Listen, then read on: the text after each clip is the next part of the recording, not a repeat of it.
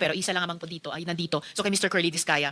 Mr. Chair, mukha kasing yung modus ng BGC Boys na ibinansag ninyo sa Bulacan ay hindi isolated case. Yung mga contractor na sangkot sa flood control project sa Quezon City, pamilyar na po sa atin. Napapa-Sounds family kami ni Senator JV kanina. Wow Builders, I Am Construction Corporation. Siyempre, ang walang kamatayang St. Timothy at Alpha and Omega. So, Mr. Discaya, sinabi niyo po sa affidavit ninyo na hindi maiiwasan magbayad sa mga regional directors at district engineers ng DPWH para makakuha ng projects. Wow, no? Sabi nyo pa ay nagbabayad kayo ng from 10 to 25% sa DPWH. Kinailangan nyo rin bang magbayad ng SOP para makakuha ng projects doon naman sa Quezon City? Your Honor, hindi po. Bali, kami po ay nilalapitan lang po pag once na may award na po at saka lang po kami nilalapitan. At ayaw po naming magbigay yung honor. Kaya lang po, ay napapressure lang po kami. So hindi tama yung unang sagot nyo na hindi kayo nagbabayad. Kasi yung huling sinabi nyo ngayon ay ayaw nyo sana, pero napipressure kayo. So, suma total, nagbabayad din po kayo kahit sa project sa Quezon City. Labag po sa kalooban po namin, pero ano po, kasi magkakaroon po ng problema po ang collection po namin at saka yung mga projects po namin. So labag sa kalooban nyo, pero dahil gusto nyong makakolekta, dahil ayon sa inyo hindi daw kayo makakakolekta kung hindi kayo nagbabayad, again, suma total, Mr. Chair, nagbabayad pa rin kayo. Labag po sa kalooban namin, Your Honor. Labag man sa kalooban, Mr. Chair, o kusa, nagbabayad kayo, tama? Napipilitan lang po kami, Your Honor. Pwede bang palitan yung verb? Wag na yung labag o napipilitan. Nagbabayad kayo, tama? Kinukuha po nila sa amin, Your Honor, yung... Mr. Chair, Hindi naman kayo hino-hold up, I think Mr. the question Chair. of Senator Risa is only answerable by Senator yes or Estrada is recognized. Yes, Mr. Kindly Chair. address the chair if you want to no. Yes, interject. Mr. Chair, I apologize. The question of Senator Ontiveros is only answerable by yes or no. Yes, Your Honor. All right, you answer Senator Risa. Thank you, Mr. Chair. So yes, nagbabayad kayo. Yes, Your Honor. Yes, hindi kayo hino-hold up. Kayong nang-hold up sa taong bayan. Pag napatunayan namin lahat-lahat nitong mga flood control project scams. Okay, dyan po ba sa Quezon City, nagbibid din ba ang mga kumpanya ninyo laban sa isa't isa? No po, Your Honor. No? Sa naunang hearing, Mr. Discaya, sinabi nyo or sinabi ni Ms. Discaya, nagbibidbidan ang mga kumpanya ninyo sa laban sa isa't isa kuno. Para matalo man yung iba, may mananalo sa kanila, panalo pa rin kayo. Your Honor, naguguluhan lang po siya ng mga time po na yun, pero sa records po namin, hindi po naglalabanan at nag-divest na po kami sa mga company po na yun. Bali, ako po, Your Honor, ay St. Gerard lang po ang aking company. Mr. Discaya, kanina ang sinasabi nyo, heart condition, diabetes, hypertension. Ngayon sinasabi nyo, naguguluhan lang siya. So, sasabihin nyo, ngayon gusto nyo pag-usapan yung mental health natin. Sir, please just answer the question. Nung nakaraang hearing, sinabi po ni Ms. Discaya, on record po yan sa komite, na nagbibid against each other yung mga kumpanya nyo. Pinakita ko nga po yung calling cards ninyo sa siyam na komiteng iyan. Sabi ng asawa nyo, nagbibid ang mga kumpanya ninyo sa isa't isa. So, ganyan din ba ang kalakaran ng mga kumpanya nyo sa Quezon City? Your Honor, sa record po namin, hindi po sila naglalabanan.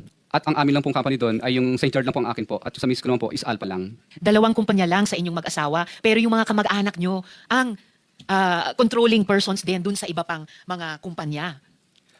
Your Honor, pero hindi po sila naglalabanan sa bidding.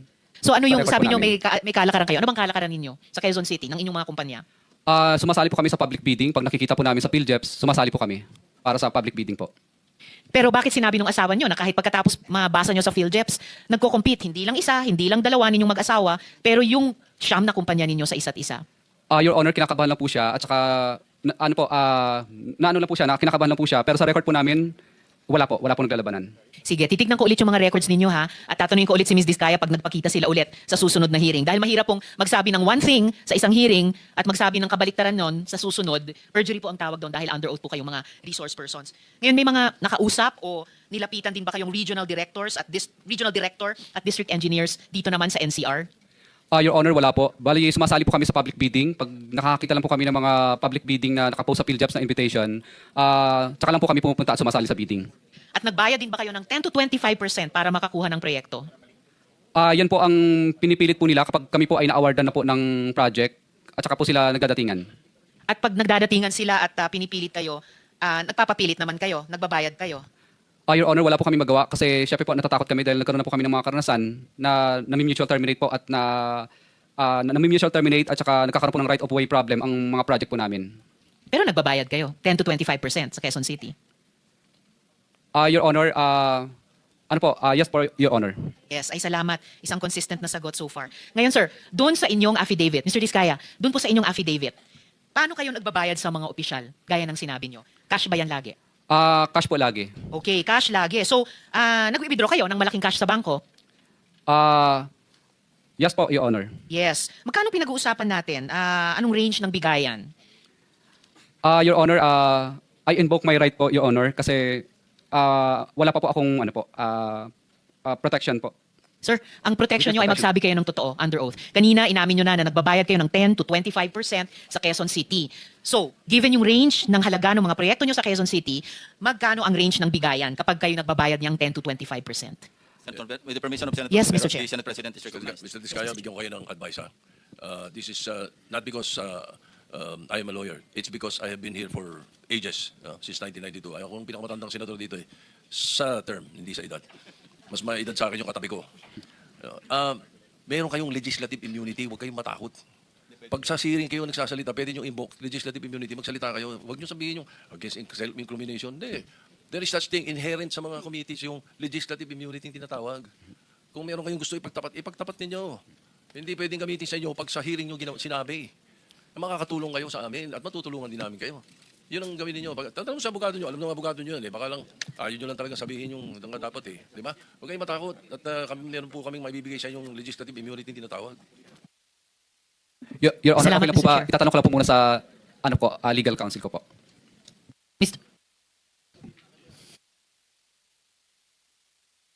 One minute suspension. End up. You have 16 seconds. You're done. Next in line is the Senate President, Senator Soto. Mr. President, well, as usual, the Senate President is allowed, but I always make it a point to fall in line. But I will give my 3 minutes to Senator Risa Ontiveros instead of my 5 minutes. And then I will just have one question, a follow-up from one of our colleagues, why Secretary Cabral, Secretary Cabral is not here, and also why Mrs. Discaya is not here. Who will answer? Well, Mr. Discaya, I suppose. Your Honor, yung misis ko po ay nagpadala po dito ng excuse letter po. Na hindi po siya makakarating dahil po sa mga valid reason po. Mr. Chair, if I may, what is the valid reason? Bali ano po, may ano po siya yung may heart condition din po siya at saka po bali nagpadala po siya ng letter po dito. Hindi ko lang po nabasa kung ano yung iba pang content.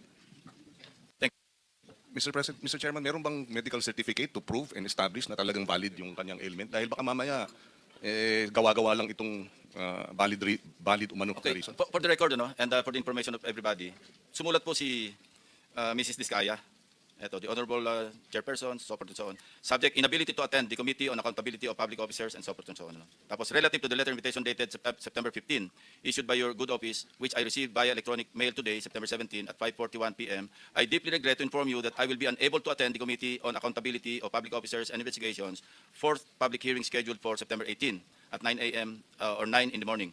Regrettably, I have an important meeting with my employees on the day of the hearing to explain the problem that the company is facing now and the effects this has on them. This meeting was already scheduled before I received the Honorable Committee's invitation this late afternoon, and some of my employees will be coming from various places. Thus, I can no longer cancel the meeting set for tomorrow. As such, I'm sincerely sorry that I will be unable to attend the committee hearing. I fully understand the importance of the committee's work and the seriousness of the matter at hand. I hope that my absence shall in no way be construed as a reflection of my respect for the committee and its mission. I humbly request the committee's understanding and patience in this matter. Thank you very much for your consideration. Very truly yours, signed, Cesara Rowena C. Discaya. Mr. Chairman, with that letter, nagsisinungaling itong si Mr. Discaya na meron daw karamdaman yung kanyang asawa. Mr. Chair, nanumpa ito to tell the truth, and dito harap-harapang nagsinungaling ka, binabastos mo kami, niloloko mo kami. Diba? Huwag mo kami lokohin because the chairman has the power to cite you in contempt. I mean, do not do that. Iba yung sinasabi mo, medical condition. Kung may medical condition, sige nga, bigyan mo nga kami ng medical certificate. Iba yung sinasabi, mismo na misis mo . Di ba kayo nag-usap? Sana nag-usap muna kayong dalawa. Ano bang palusot ang gagawin natin, sweetheart or darling? Mr. Chair. You lied. You lied. Paano ba kami maniniwala sa mga pinagsasabi mo? Senator Serrada is recognized. Thank you, Mr. Chair. The letter excuse of Mrs. Discaya is totally unacceptable. Ang sabi niya, meron siyang meeting. This hearing is of national interest. Huwag niya lulukuhin itong hearing na ito. Huwag niya bababuhin itong hearing na ito. Dahil the Filipino people are watching. We are here to ferret out the truth, the whole truth, and nothing but the truth. Yung sinasabi ni Mrs. Discaya na meron siyang meeting, for me and I think for all of us, that is totally unacceptable. Kung meron siya sakit, okay lang. But provide us with a medical certificate. Yeah, what is the pleasure of the members of the committee? Mr. Chairman, In this regard? may I? Well, Yeah, Senator Pangilinan. why will we ask for a medical certificate when clearly he is lying because the wife has already said? Again, the chair asks, what is the pleasure of the members? I-contempt, Mr. Chair. Is that a motion? I seconded, Mr. Chair. Kindly raise a motion. I-contempt, Mr. Chair. I want, Mr. Chair. I want Mr. Chair? file him in contempt for lying. Kasi okay. Mr. Chair, quickly lang. Ganito na muna, no? Ipasyokos na muna natin.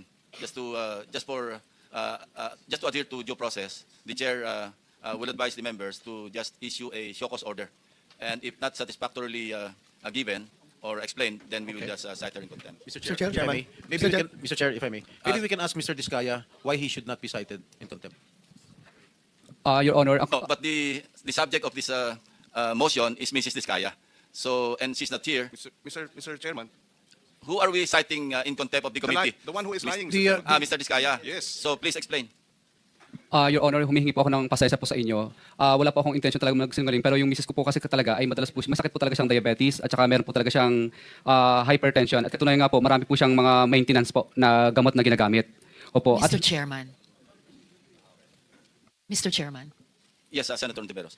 Lalo akong nalilito sa show cause ni Mr. Discaya kung bakit hindi niyo po siya dapat i-cite in contempt for lying. Iba po ang heart condition sa diabetes, iba rin po yon sa hypertension, at lalong iba sa mag-absent sa hearing natin dahil lamang may meeting siya. So, lalo siya pong Okay, yeah. nalulunod sa baha nung Well mga mali-maling sagot taken, po well niya, noted, Mr. Chair. Mr. Chair, may we go back to the original motion, Mr. Chair? Yeah, Mr. Chair, ito lang sa akin simple lang. Very inconsistent yung mga pinagsasabi nitong si Mr. Discaya. And then pangalawa, mag-asawa sila, imposible hindi niya alam, hindi sila nag-uusap tungkol doon sa health conditions ng silang dalawang magkasama. Very clear for me na tulad ng sinabi ni Senator Erwin, pinagluloko tayo nito, ginagawa tayong parang mga bata rito. There's a motion to cite in contempt of the committee, Mr. Discaya. Any objection? Mr. Chair, Yes, Senator Marcoleta. na-override na po ba yung proposal nyo na show cause muna? O No, he has already explained. Because he's the subject of the contempt citation, or the motion at least, no? So we can rule on that. To be consistent, Mr. Chair, i-cite na rin natin for contempt si Yusek Cabral at saka si Secretary Remulla. Wala rin sila rin. They're not here, so they will be issued show cause orders. But in the case of Mr. Discaya, he's already here, he's already explained, and it's up to the members of the committee to decide whether or not satisfactory yung kanyang explanation. But yes, we will issue show cause orders to the persons mentioned by the Honorable Marcoleta. Pero mamaya, Mr. Chair, meron akong katanong sa kanya na makukontempt talaga to. Kahit ano mangyari before the end of Hindi this na, meron hearing, ng he will- pending motion. he will be cited. We'll rule on that. Sinisiguro ko makukontempt ito mamaya, Mr. Chair. Well, Kung hindi thank tayo you. makukontempt dito sa pagsinungaling niya dahil doon sa kanya misis, dito may hawak ng mga dokumento na makukontempt tong taon to at the end of the day. The Senate President is recognized. Yes, okay. I think your pending motion is not to cite him in contempt. It doesn't necessarily mean that we will be deciding on what to do with him after that. It's just merely citing in contempt for lying. So we'll take it at that at this point, and perhaps discuss later on what the decision of the committee is. But in the meantime, I'm giving up my 3 minutes to Senator Rizal. Not Point yet, of inquiry. Senate President. Point of inquiry, Mr. I Chairman. would like to clarify with Senator Marcoleta if he raised an objection because I didn't quite get it. No, I'm not raising any objection. Thank you, Senator Point of Marcoleta. inquiry. So let's rule first on the motion, pending motion, before anybody else talks. No. So there's no objection. So Mr. Discaya, you are cited in contempt of this committee. Point of inquiry, Mr. Chairman. Yes, Senator Bam. Mr. Chairman, what is the penalty for not following a subpoena?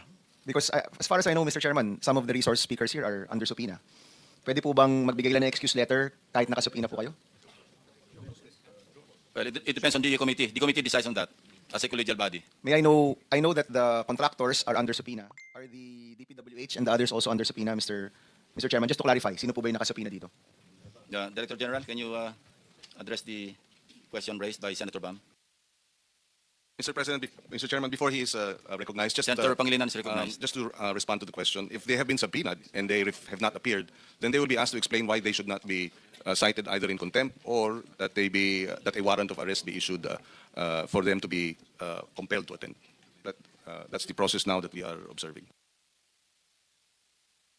Hindi ko naintindihan masyado. No, if they have been subpoenaed and they fail to appear, then they are given the opportunity to explain why they should not be either cited. And it is up to the body arrested. to decide whether the explanation is valid or not.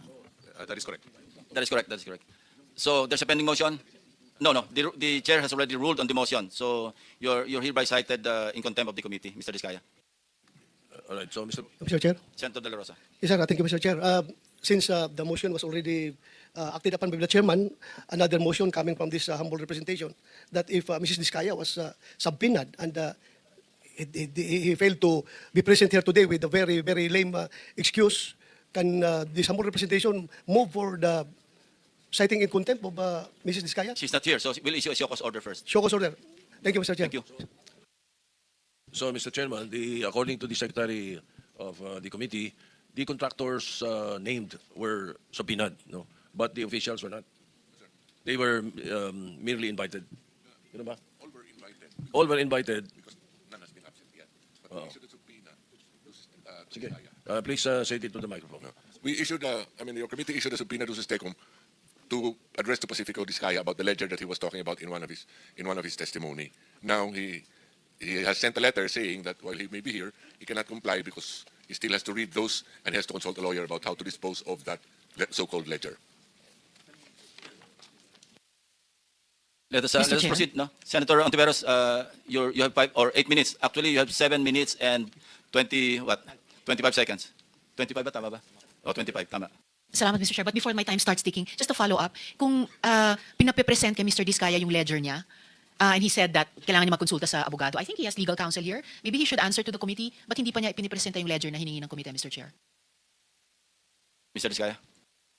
Your Honor, I invoke my right po against self-incrimination po. Yan po yung advice po sa akin ng lawyer ko.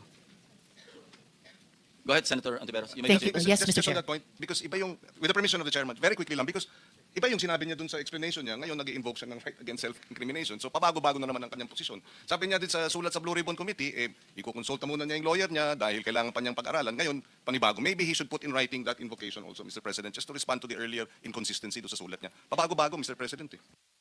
Can we defer decision on this particular issue so we can proceed? Because Yes, some resource persons need to get out or leave by noon time.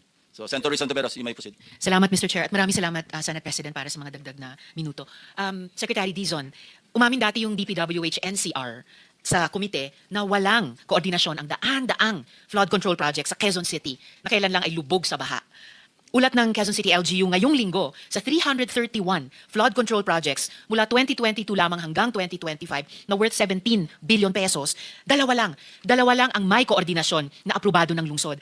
Imagine po, dalawa lang sa 331 projects. Wala pang 1% ang sumunod sa dinevelop na flood control master plan ng Quezon City. May mga proyekto tuloy na imbes makabawas sa baha, nagdulot pa ng mas malaking baha sa mga daan, kalsada, bahay, opisina, pati paaralan. May ghost projects din daw na hindi makita ni mahanap ng LGU kahit ngayon. So Secretary, may sinusunod ba ang DPWH na iisang master plan sa paggawa ng bawat flood control project sa bansa? Wala po. Oh my God, wala. So, bakit gumagawa ng mga proyekto ang DPWH na hindi dumaan sa koordinasyon o konsultasyon sa LGU tulad sa Quezon City na may ordinansa ha, Mr. Chair, Ordinance number 2939 series of 2020. Ordinansa na nagsasabi na kailangan ang koordinasyon. Mr. Chairman, Madam Senator, yan din po ang katanungan namin. No? In fact, I will go a step further, Mr. Chairman. Ni plano po wala eh. Sabi ko nga po, every time po mag-inspection kami, ang una pong tinatanong ko pag sa site mismo, pag nakausap ko po yung contractor, subcontractor, foreman, ang hinihingi ko po kagad plano, patingin ng plano.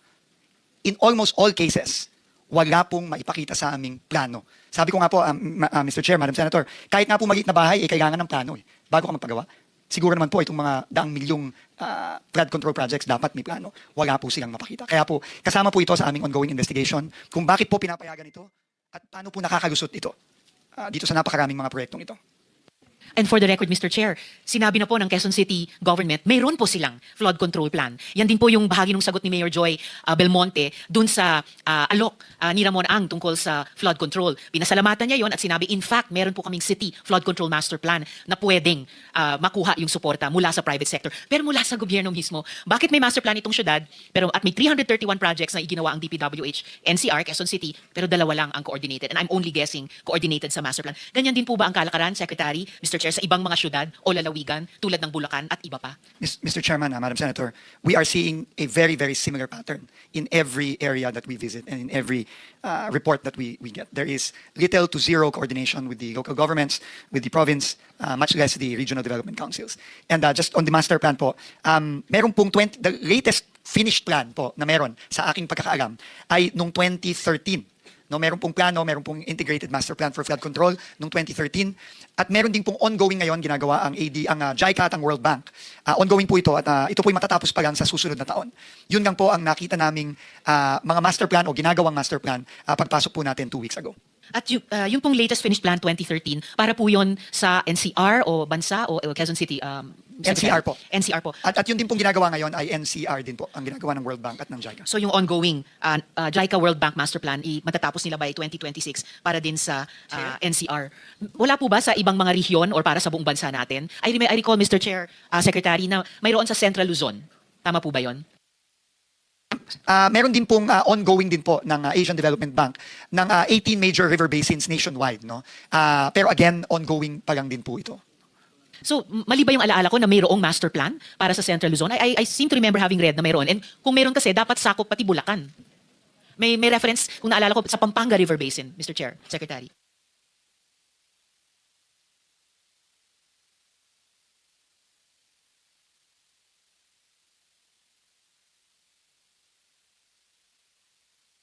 Kita po namin, and we can give a copy po to the committee and to the Honorable Senator of this Yes, please, Mr. Chair. April 2013 Master Plan for Flood Management in Metro Manila and surrounding areas. So meron din po sigurong kaunting Region 3 dito. I suspect baka meron pong Bulacan dito. Kakahanap pa lang po namin ito, Mr. Chairman, Madam Senator, and we will submit this po to the committee. Salamat, Mr. Chair. Chairman, Yes, with Mr. the Chair. permission, with the permission of Senator Ontiveros. Yes, Mr. Chair. Just, Senator Pangilinan, yes, just recognized. very quickly yung information ng master plan. Can you give us a cost estimate of the completion of that master plan? Magkano yan? Kasi baka nga yung 2 taong flood control na nalustay enough to address itong 18 river basins and address the problem of potable water, irrigation, as well as flood control. Just to see, just to inform, submit the costing, estimated cost to us. To clarify po, Mr. Chairman, cost po nung paggawa nitong master plan, hindi po yung, The cost- o yung mga proyekto. If the plan is implemented, how much will it cost? How long will it take? Di ba may plan? Senator Pangilinan, with due respect, may I remind you that you're only allowed one follow-up question unless Senator sorry. Ontiveros opts not to reclaim her time. My Because it will be apologies. deducted. It's all right, Mr. Chair. He may pursue this last follow-up So question let for now. the clock move. Mr. Chairman, I don't have the numbers right now. Kukunin ko po yun, pero very clear po yung instructions po ng committee. Bibigay po natin yung costas ng mga proyektong kasama dun sa master plan kung ito sana ay na-implement. Opo. Thank you, Mr. Chairman. Salamat, Mr. Chair. And importante po yan, Mr. Chair, kasi baka hindi lang doble, kundi triple ang gastos sa mamamayan nitong floodgates of corruption. Kasi yung proyekto na ginastosan, yung damage sa mga tao dahil binabaha pa rin kahit di umano may flood control projects, plus nga yung gastos din nitong mga pagbubuo ng master plan na dapat sana ay maasahang maipatupad. Could I add a request, Mr. Chair, to the Secretary kung maaari nyo bang isumite sa komite mga kopya ng mga existing master plans for flood management for Metro Manila. So yun po. We will comply po. Thank you, Secretary, Mr. Chair. Dako naman po ako sa ngayon sa mga Discaya